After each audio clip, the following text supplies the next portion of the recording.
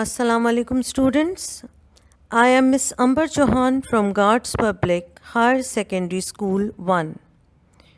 Due to the ongoing circumstances, I will be sharing with you online lectures on English literature and language topics included in our 10th class academic syllabus for the year 2020-2021.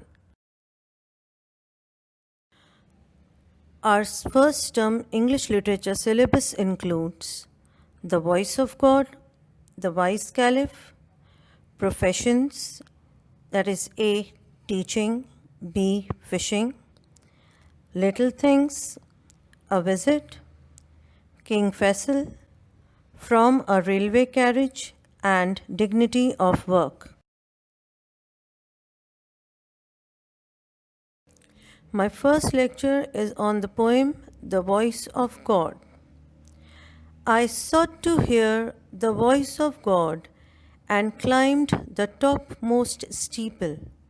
But God declared, Go down again, I dwell among the people. This beautiful poem has been written by Lewis I. Newman. He was born in 1893 and died in 1972. He was an American poet and author who had written many books on religious subjects.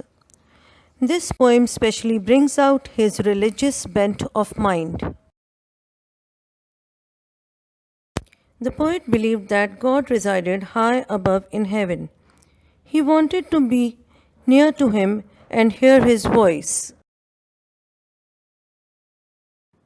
In order to fulfill his desire, the poet climbed the topmost steeple of the church, which is the highest part or the tower of the church building.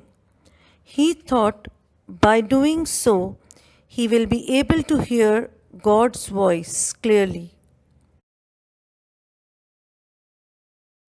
After successfully climbing the topmost steeple of the church, the poet indeed heard God's voice, who told him to go down again. The Almighty God told the poet to go down again because he dwells or lives in the hearts of people. Through this beautiful poem, the poet describes God's message in a very beautiful and simple manner. According to the poet, the voice of God is actually the inner voice of our own conscience. It can only be heard and felt when we seek answers to our questions and fulfillment of our prayers from God. God hears us and makes His will known to us through dreams, visions, and inner voice of our conscience. He says that if you want to please God and achieve His nearness, then you should not go and look for Him anywhere above, but you should serve those people who are poor, needy, sick, or have no support. If you fulfill the needs of such people, then God will surely reward you both in this world and in the life after. So with this lecture, we have come to the end of our lesson. I hope you have understood my lecture clearly